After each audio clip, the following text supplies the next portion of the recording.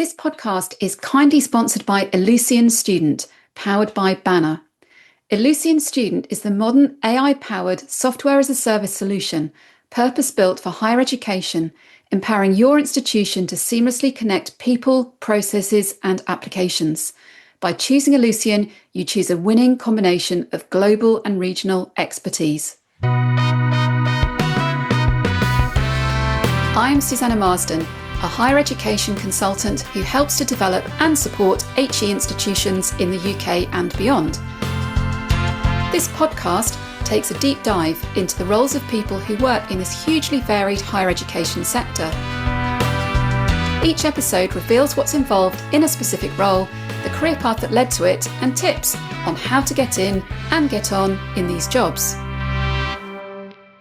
My guests in this episode are Jenkin and Tessa Harrison.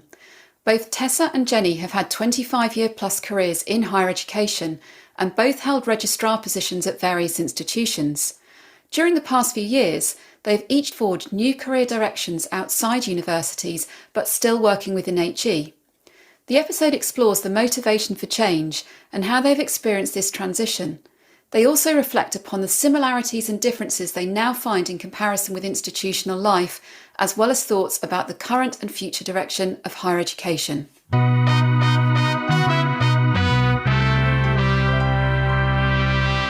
Tessa, Jenny, welcome to the podcast and thanks for being my guests today. This episode of Job Shadowing HE is a bit different, as we're going to explore the topic of changing job or career direction. You've each worked in higher education for over 25 years, and you both held registrar and secretary positions in different institutions for significant periods of time. And then each of you transitioned into a new direction. Tessa, you became a partner at the executive search firm Gatenby Sanderson, where your role focuses on senior HE appointments. And Jenny, you set up your own business as a coach, primarily working with females in HE, and you also do work as a facilitator. Tessa, tell us some more about your career background through higher education and the motivation 5 years ago in 2020 for moving into a new direction. Thanks, Susanna. It's a great opportunity to talk with you and with Jenny today. So my career goes back to 1989, which feels like a lifetime ago, I have to say. So I had a very linear career as an academic administrator, manager and leader. Started as a departmental officer at Anglia, moved at Anglia into a faculty role. And I think that's probably where I learned the most about how to work in partnership with academics. I was really lucky to have that very early formative experience. Moved from Anglia after a few years to Lancaster in the early 90s, went to run the registry and then moved into the Teaching Quality Support Office. Spent about 12 years there, and again, really great opportunities and experiences. That's when my network started. I know we'll talk about networks a little bit later, so I won't say too much about that, but I started to get in touch with some really interesting mentors at that time. Early 2000s, moved to UWE in Bristol as the academic registrar and clerk to the Board of Governors, and really started leading change management at that point. I think that sort of characterised that role. Had the opportunity to do some formal leadership training, which I hadn't really had before. 2011, moved to Southampton as registrar and secretary. Huge step. Learned a load in that role, and I also became chair of AUA at that point, just as I was leaving Southampton to join King's College London in 2014. Stayed there, had a glorious 6 years leading some fascinating change programs and doing some really, really interesting things at King's. My boss announced in 2019, so he was the Senior Vice President Operations, that he was retiring. And we knew that the President, Ed Byrne, was probably leaving around the same sort of time. And it seemed like an ideal moment to say, okay, what next? I've been here for a while, what next? And it's a glass ceiling for us, or it was. We're trying to change that, but it was definitely a glass ceiling in terms of what would be next. And it just seemed like a good time to think maybe something new. My then friend, now boss, Julia Roberts, had joined Gatenby Sanderson to set up their new education practice. and over very many cocktails, tempted me that now is the time for us to join forces to change the face of leadership in higher education. And it was just too delicious an opportunity. Absolutely terrifying. Had no idea what was actually going to happen, but said, "Okay, come on, let's do it," and started here in February 2020. And Jenny, how would you describe your career story and your motivation for change in 2023? Gosh, well, interestingly or not, I started in banking way back in 1990. So you pipped me to the post there, Tessa, with 1989. I did a degree in economics and I thought, banking, it's obvious. It wasn't obvious. It was the most appalling clash of values. I landed in that place and thought, I'm surrounded by aliens. So it just didn't work. And I chucked in the job after a year, disappeared off to my parents in Wiltshire, and applied for every job in the not-for-profit sector I could see. It was a classic, not sure where I'm going, but I ended up as an accidental validation assistant at the North East London Polytechnic. It was great. I loved the people. It was a wonderful academic registrar, which was convivial. It was full of learning. It was fun. It was really fun. And I suppose I followed a classic academic registry type early career. So I went from that to quality to academic development. Susanna, you and I met at City University back in the 2000s. And then I pivoted, not because I wanted to jump ship per se, but I just had a baby and my commute became impossible. And getting to the nursery and doing all of that, never going to work. So I ended up taking a much, let's just say it was a lower grade job, brand new job, brand new VC. It was one of the first policy advisor roles in the UK at the time. And I thought, it's just down the road. How hard can it be? And it was the most incredibly brilliant career move I've ever made, even though everybody said, what are you doing? It's less money. It's a different role. You don't know what the role is. But actually, I learnt a huge amount about leadership, about emergent leadership, about developing strategy from the ground up, about bidding. And because we were working on a business-facing strategy at the time, I did a heck of a lot of work with businesses, small and large. And it got me out of the mindset of the classic administrative mould. I use the term advisedly, and really helped me shape my thinking about stuff like that. So that was a bit of a shift. I then moved down to the South Coast, became a faculty coup, which was great, because one of the things that's interesting about HE is you've got that centre and faculty divide as well as many, many other divides. So it gave me a bit of a window on what it was like not to be in the centre, quotes unquote, which was super. But then I recreated my registrari type career route, went back into student administration and student services. And I jumped into secretary and registrar roles at two very different organisations. Some years at the University of Bedfordshire, huge, complex, fascinating organisation with many challenges. And then 4 years at the London School of Hygiene and Tropical Medicine, completely different in terms of research and energy and geographic reach. So it gave me a really good gallop through HE. But actually, across the time I'd been in the sector, my growing interest had been in people, in change, in culture. I'd learned lots of things through different experiences. And I'd flirted with getting out there and going on my own for a long time, but never quite had the courage, or the risk balance hadn't made itself felt fully. But at that point, the moment happened, I was fully cooked, retrained as a coach while I was working, and then flung myself into a world of the unknown, actually. And it's been a journey of real discovery, lots of highs and lows, which no doubt we'll talk about later, but a real delight. It feels as though I've had a long apprenticeship towards this third career. And I guess as you've both been in those registrar roles previously, you will have crossed over during that time. You must have been networked. Jenny, how and when did you and Tessa come across each other? So Tessa, I think I'm allowed to say this, aren't I? But Tessa pipped me to the post for a job that we both pitched for. I won't name it. And she was the right person for the job, quite frankly. So we met, and we met on the network, actually, because we were part of the academic registrari circles. But actually, some years later, I was going through some really tricky politics, and a mutual coach set us up on a bit of a blind date. She said, "You need to talk to Tessa." And I shot down to Southampton. We chewed the fat for a long time down in Southampton. And Tessa talked to me about personal brand. And this is before people were talking about personal brand. Not in the sense of that fake branding, PR stuff. It was about, who are you really? What are you about? What do you love? What makes you fulfilled? What do you stand for? And that really stuck with me. And we've been good colleagues ever since. And it's just been a treat to keep in touch all this time. And Tessa, I mean, Jenny sort of reflected there. You had that professional network.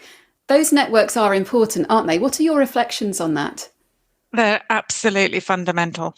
I really can't emphasize enough the importance of networks, both in terms of, my own career, but also to what I do now. So it really sometimes surprises me just how many people I know in the sector. And the number of times, we'll have a meeting as a team about, a particular institution or a particular role. And I'll say, oh, yeah, you need to talk to this person, that person. And you can sort of see the team thinking, goodness, is there anybody she doesn't know? Well, of course, there's lots of people I don't know. So it's incredibly powerful and necessary for this sort of role. But I think all through my career, I would say what the network has done has been a lot of mentors. I go back, as I said earlier, people like Chris Hallis, who mentored so many of us early in our career, John Hogan at Newcastle, John Baldwin, lots and lots of really, really good senior people who just knew the people they wanted to bring through. So in that sense, helping my network absolutely rescued me when I left Southampton and, put me forward for the job at King. So in that sense, having those people who've got your back is one element of a network. But also, I think, and giving you those opportunities, I'd never have joined the board of AUA or, become the chair of AUA, for heaven's sake, without people encouraging and supporting and saying, come on, yes, you can do this. You think you can't, but you can. So that sort of mentoring element of networks, I think, is absolutely invaluable. But I think the other part of it is, look, HE has always been an incredibly generous, sharing sector. And the three of us know, because we've done it with each other, being able to pick up the phone and say, I'm having this problem, I just don't know what to do. Or have you come across this? What do you think? Is just hugely reassuring. So I think your network works on so many levels. And, we'll talk a little bit more about that, I'm sure, as we go through. But I can't emphasize the enough of really doing that mapping of your network, see where the connections are. And it's, I think you'll be amazed at how many connections you have in your career and what different relationships are doing with and for you.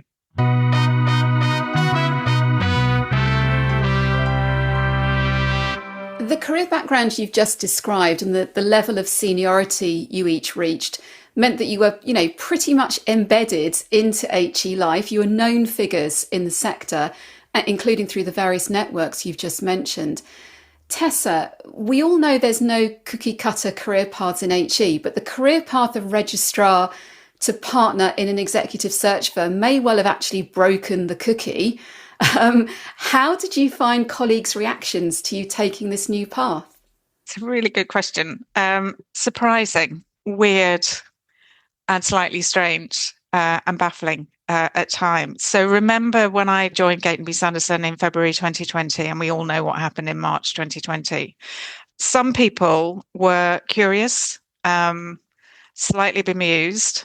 Some were a bit envious, and others stopped talking to me. I mean, literally just stopped talking to me, almost as if I'd broken some code and was now on some other side. And that felt very strange. People I'd known and grown up with as administrators for a long time suddenly didn't want to talk to me. And I found that really quite hard to come to terms with. Having said all of that, because of the timing, I couldn't actually do anything. I didn't know what I was doing. I was in this whole new world. And of course, all my friends and colleagues were literally in the midst of something completely catastrophic. So the last thing they wanted from me was, hey, I've got a new job. Should we talk about how I can help you recruit great people? Because nobody was recruiting anybody. And that was the last thing anybody wanted to talk about. I, like Jenny, had trained as an executive coach while I was at King's. And I sat down and thought, okay, what is the most useful thing I can do and retain some sense of sanity while I'm thinking, oh my God, what am I doing? So I just reached out to my network and said, look, I can't do anything, but if you ever need anybody to talk to, say the things that you can't say to anybody else, I'm here. And I spent the whole of the pandemic just having conversation after conversation after conversation with a whole range of people from my network, just being there for them. And I felt like I was being useful in a way that I wasn't expecting to. It kept me very much in touch with what was going on. And honestly, putting the sort of sales hat on, I suppose, which I don't feel too comfortable with, but putting that on, it paid dividends afterwards because people remembered and picked up the phone and said, can you help me with this? So very strange period. But that just starting to realize that you have to draw on all of your skills and think about what is going to be of most use to the people I care about. And Jenny, you were also breaking the mold or the cookie in moving from a well-established paycheck job into what some may see as a more precarious role of sole business owner. To what extent did colleagues' reactions inform your period of professional transition? I love that word transition. I feel like Doctor Who, as though I'm morphing into somebody new, which is a bit like how it was really. So you do shift from that, and Tessa, you've talked about this a little bit. You've got that registrar badge on your forehead that drops away, and suddenly you're outside of the sector. You're in a different place. People were slightly baffled because you hear a lot of things, a lot of narrative in the HE sector about the career. Get the next grade up. What's the next move? The glass ceiling that Tessa referred to. How do you break through that? And actually, when you pivot away from that and do something that's not the expected next step, people start to explore it themselves. There was a degree of envy once I'd left, but only an envy for the bits they thought would be fun. What they don't see from the institutional perspective, you don't get the paycheck at the end of the month. You don't have a full book of clients from the day that you hand in your notice at the organisation. And you have to work really hard on lots of really quite boring stuff. The tax returns, company's house, setting up a website, all sorts of things that go on behind the scenes. And you're in a university, you've got somebody that sorts your diary, that deals with the tech. You can pick up the phone to HR if you need something. You've got none of that. You are your entire business in one person, and you've got no skills. So that is the unseen, less glamorous bit. So there was a bit of bafflement, but I found people in the main to be broadly supportive if baffled. I also felt, as Tessa did, that sense of some people didn't see me as somebody material to their lives anymore. So you're on the outer fringes. You're not in the Yahoo network. You can't access all those resources that you used to get when you had a .ac.uk website address and email address. So there's lots of things that change. But all in, I think, if you are somebody that's got a good risk appetite and the timing is right, and you're absolutely certain that this is the way to go, that just sustains you above and beyond the narrative. And I think that you do get to a certain point in your life where those intrinsic motivators are what really drive you through, and you get less affected by the extrinsic stuff. So it's been absolutely wonderful. I have to say, though, my dad still has no idea what I do. And every time we talk on the phone, what is it you do again? And I've kept it fairly simple as a result. And I mean, for both of you, I mean, maybe just in a sort of a couple of key words, I guess, how have you found your transition? Liberating, challenging, surprising? What words would you use to describe it, Jenny? Really surprising. So it was not what I expected. And I thought I knew stuff. So I didn't. And so when I got to the other side, it was really about shedding lots of preconceptions, diving into lots of literature about entrepreneurialism and how you have to move on from ideas of selling and marketing to actually how can you bring your services to people that need it. But I've got fantastic support, not just from family and friends, but a brand new network of coaches and freelancers. And Tessa, what words would you describe your transition from your own feelings? So I used to think as I progressed, that thing about imposter syndrome, because I'm not a career recruiter. I was bringing a whole different set of experiences quite deliberately, the way the practice was being set up. So that was huge. Self-doubt, the roller coaster of emotions. We've all experienced stress, obviously, given the jobs that we had, but the roller coaster of emotions from when you win work and then you don't win work. I cannot tell you how unbelievably personally you take each of those wins or losses. So it's been an absolute roller coaster, but fascinating. And I think the word that keeps coming to my mind is it's such a privilege in a very different way to the privilege of, working in the amazing institutions that we've worked in. A lot of my role is coaching. I'm coaching an aspirant vice chancellor. What's not to, love about that? I do have to pinch myself occasionally.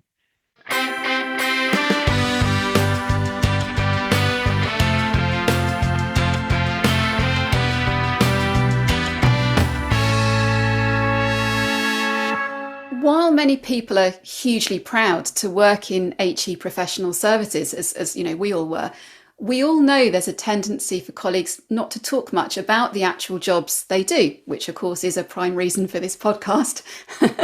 And when they might be pushed a bit to talk about their job by curious people in social or other settings, they tend to talk about what they don't do, like teaching, rather than what they do. And that does create, I guess, a sort of ambiguity in their professional identity. I'm sure this sounds familiar to many people listening.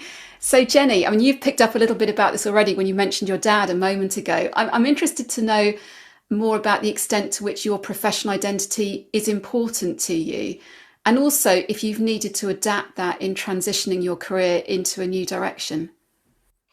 I think identity is such a huge thing in HE, more so, I would say, actually, than different sectors, for lots of complicated cultural reasons. I think we are very rooted in titles, in grades, in what sort of HEI you work for.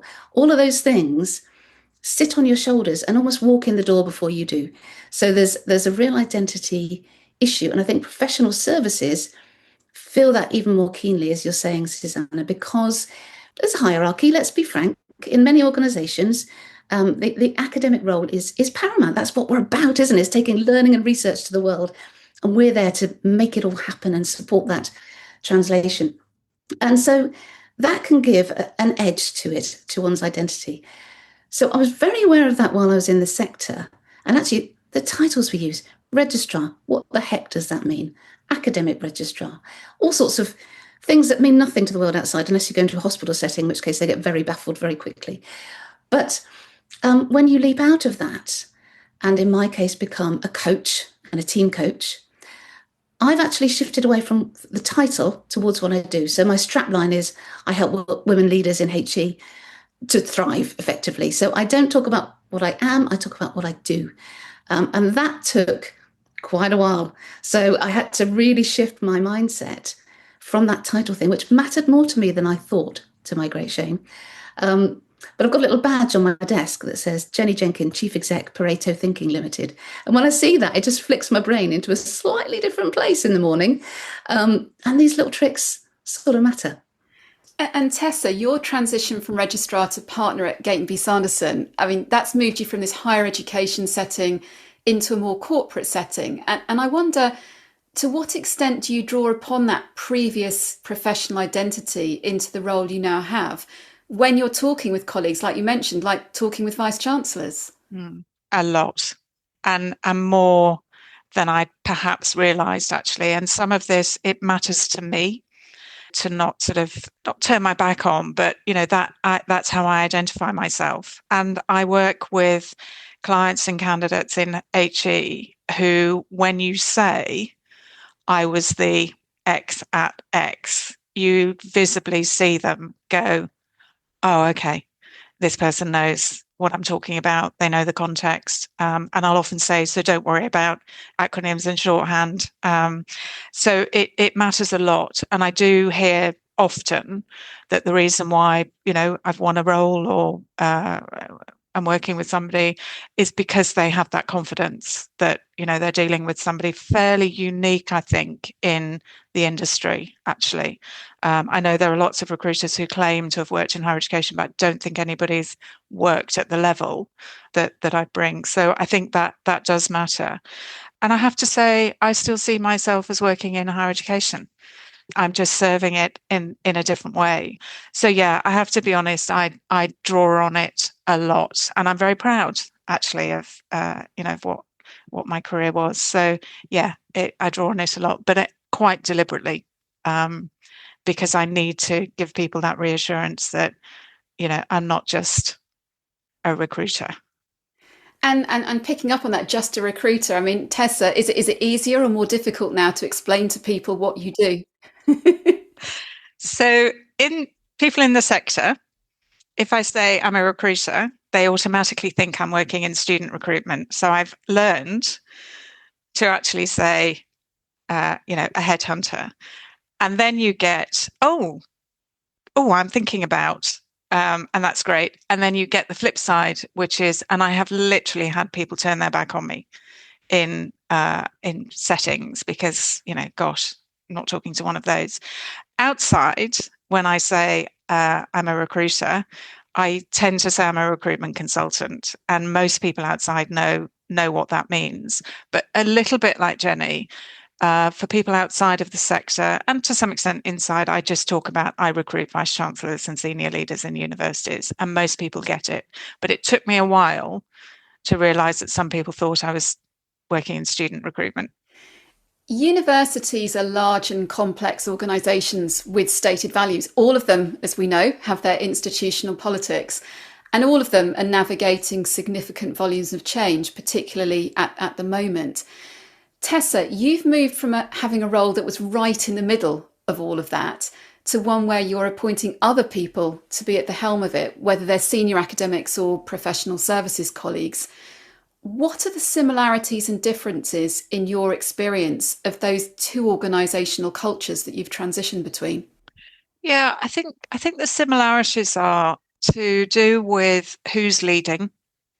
So it is the case in recruitment as it is in higher education that you will often see the senior leaders in recruitment firms coming from that career recruiter route. Now, in the same way that we would say, I think we would all say, just because you're the world leading expert in a tiny piece of something does not mean you are ready or equipped to lead a multi-million pound organization.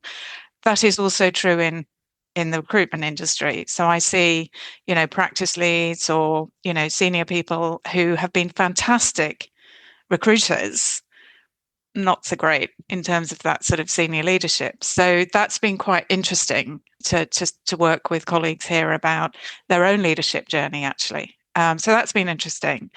Pace of change is very different. I mean, you will know, Susanna, you can ask me one day for a decision and you get the decision either that day or, the next day. And that happens all the time. If you come up with an idea, the business is behind it, the decision gets made and on we go. So we don't have committees. We don't have, papers and all of that sort of stuff. And I think the other thing I would say that's very similar is business planning, resource alignment is still as immature in the private sector as it is in higher education. And that really surprised me. And Jenny, much of your day-to-day focus now is with individuals in your coaching work, where clients are no doubt sharing with you their challenges, the volume of change they're dealing with, the impact of organisational politics in their institution. How do you find hearing that sort of noise of the institution one step removed? It's really fascinating, actually. And it's certainly something without a really robust training program in coaching and coaching mindsets, I would have found extremely challenging. So that ability to get that complete separation, to shed your judgment, actually, to shed all your preconceptions, your past experiences, and just focus on that one person in front of you and see it through their eyes and their world and what's happening for them without making assumptions.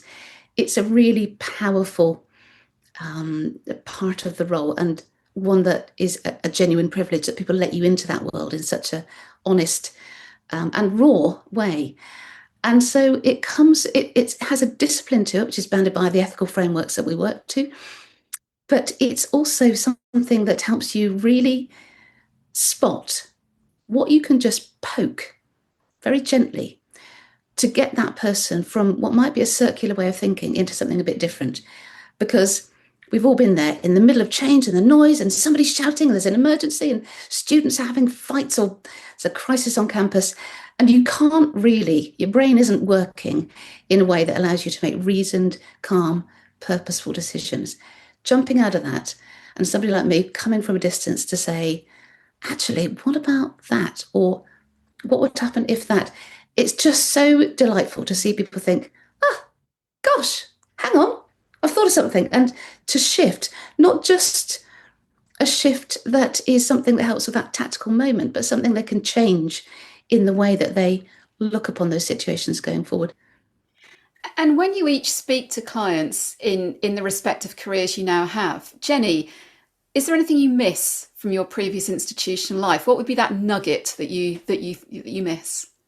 I think what I really miss is working with a fantastic team, growing, feeling in flow with, delivering projects, seeing the impact on students.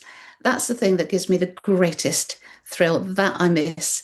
And I miss being on campus, actually, for the buzz. I love the graduations, the exams, the welcome week, that whole big event mentality where everyone pulls together, no matter where they're from, is absolutely where universities come together at their best. So I take every opportunity to visit my clients in situ, get on the campuses, feel the buzz, drink the coffee, and then I go home. And Tessa, what reflections do you have about those missing moments? Yeah, very, very similar. Just that sort of whole being on campus, being around, students and colleagues. So like Jenny, will make every effort to do things face to face where I can. I think for me, being in the thick of leading change, I feel like I've had the opportunity to do some really interesting things with some very, very clever people. And I do miss that. I miss sitting down and working through, a knotty problem and, bringing, great minds to that. Something really practical is, God, I miss having a budget. I have to ask, for every single penny. Whereas in the old days, yeah, we can do that. Here's the money for that. So, that's a very small but very practical thing that occasionally I think, oh, God, I just wish I had a budget.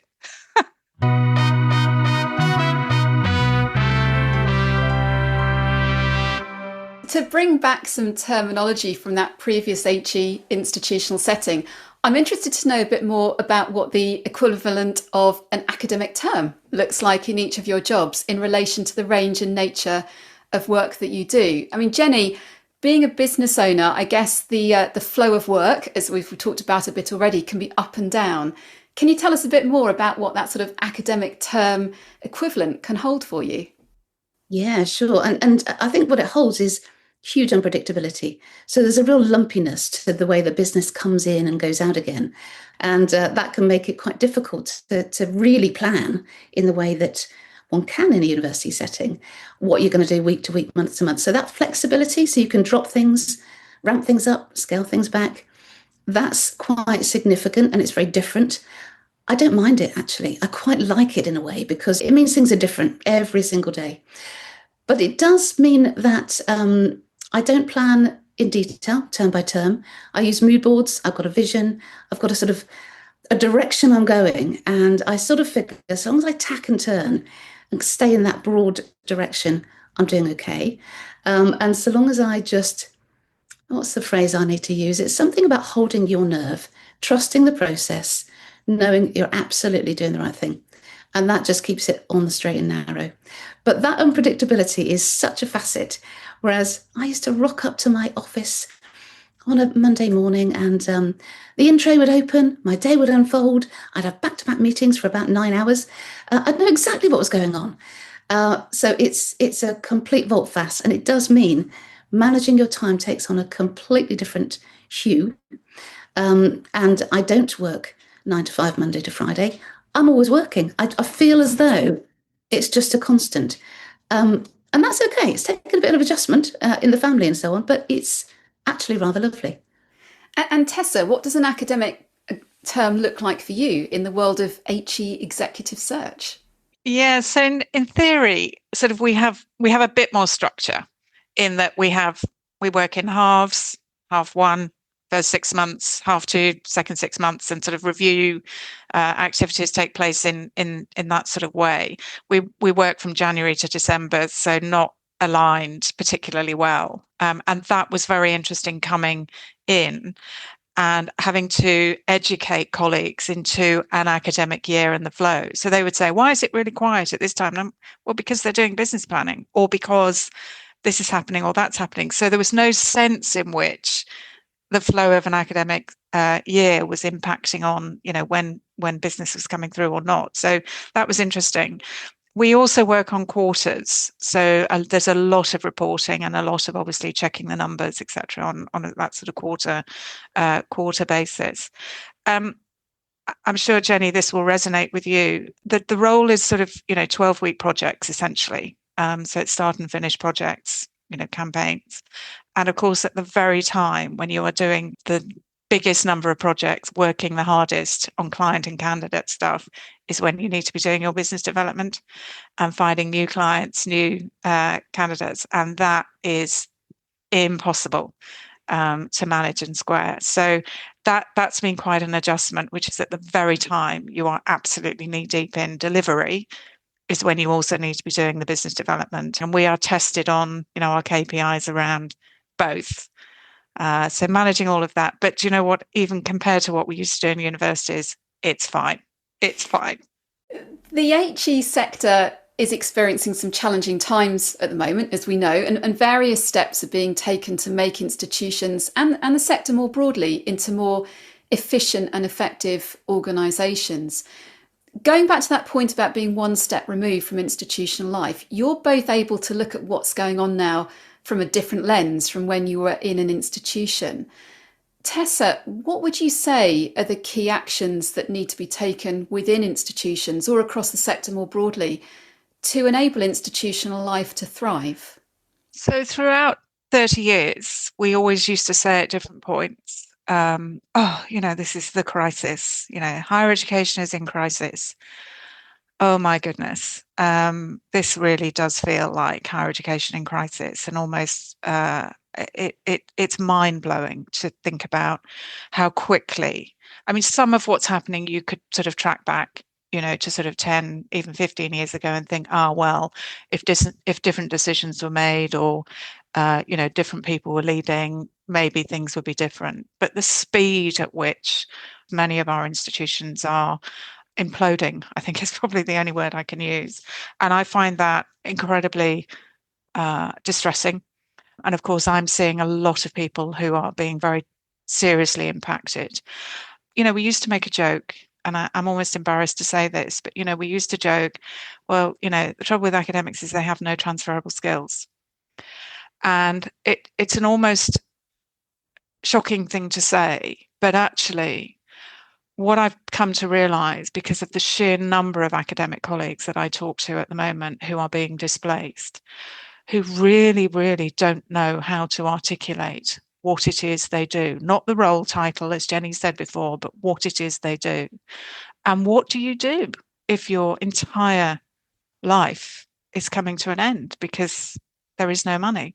So I think for me, there's something about, please, can institutions think now about what support they're putting in place. Coaching has got to be part of the mix of this, really enabling colleagues to talk about their roles and help them prepare. I'm staggered by how many professional services and academics actually still won't pick up the phone or respond to the call from a headhunter and will put in an advert response application. If there's one thing I can say, and I will say it again later, I'm sure, never, ever, ever be an advert response candidate, ever. So I think for me, there's something about institutions better connecting what's going on in the senior leadership team with what's going on in the ground. And I'm just seeing disconnect all the time. And I think people like us can help enormously with that. Just helping to reconnect the different bits of the institution. And remember that leaders are people, and it's hard. It's hard to lead. And again, that's where I think coaching is so important, to give everybody the space to just think and reflect and be vulnerable about just how hard it is to lead in normal times, never mind leading now. And Jenny, I mean, you write quite a bit on LinkedIn about what's going on in the sector. What are some of your thoughts about what's going on at the moment? It's really interesting, actually, just drawing on Tessa's point about that essentially that humanity that's right at the core of our organisations, and that disconnect between leadership and the wider human base of their organisations is getting further apart. And I think that's partly self-preservation. It's partly we're defaulting back to what we always do in a crisis. We put control in the centre and we keep quiet and we lock it out. We don't want to hear that noise. And actually, that's the noise you need to hear, because that's a human sound of your organisation.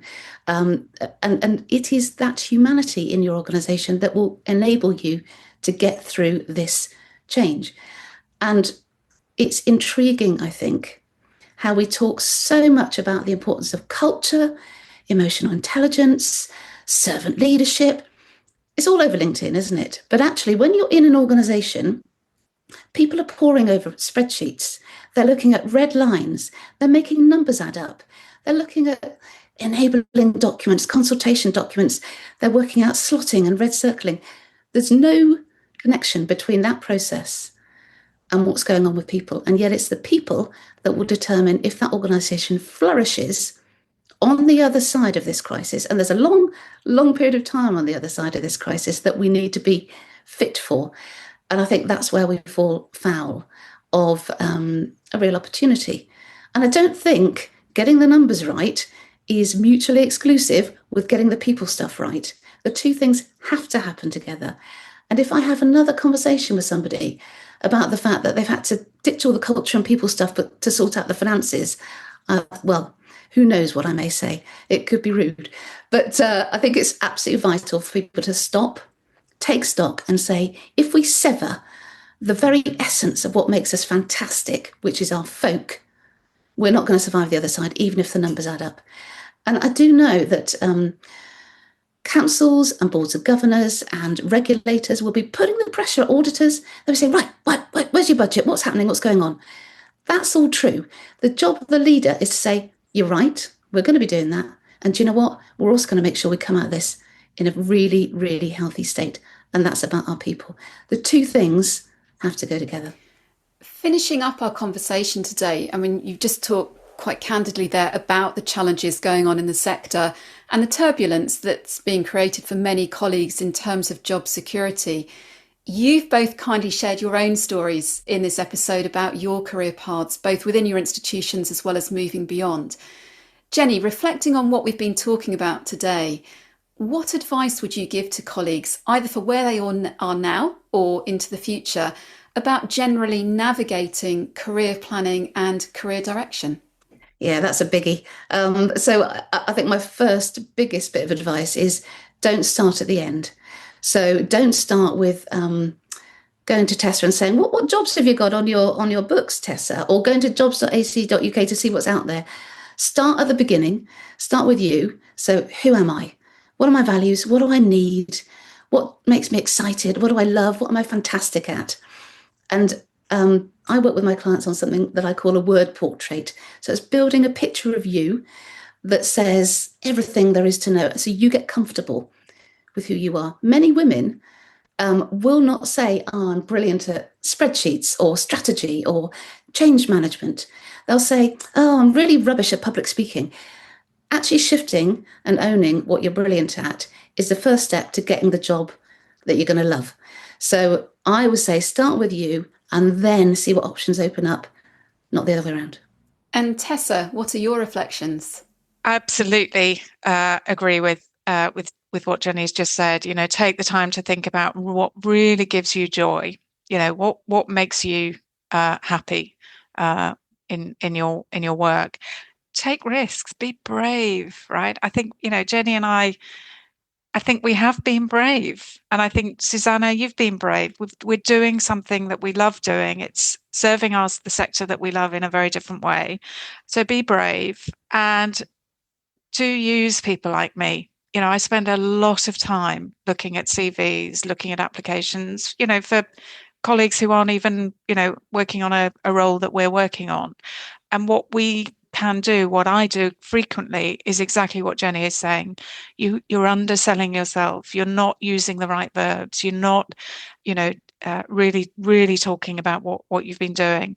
And then we can advocate for you. This is my point about please, please, please don't be an advert response candidate. Get in touch with the recruiting manager or us if, we're dealing with something. Yeah. And really think about your network. Who's doing the sort of work that you are really excited by? Get in touch with them. People love being mentors. And don't shy away from picking up the phone to anybody, however senior, and say, look, I'm really interested in what you do. Can we have coffee? Can I take you for lunch? Whatever it might be. You will be amazed at how many people say, oh, yeah, great, lovely. So, yeah, network, be brave, and be true to yourself. Jenny, Tessa, thank you so much for sharing your stories and your reflections today and for being my guests on the podcast. Thank you. Thanks, Susanna.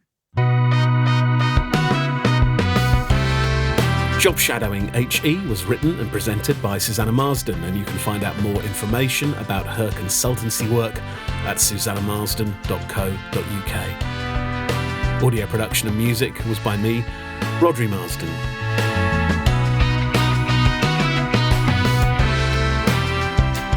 Find out more about this podcast and hear previous episodes at jobshadowinghe.com.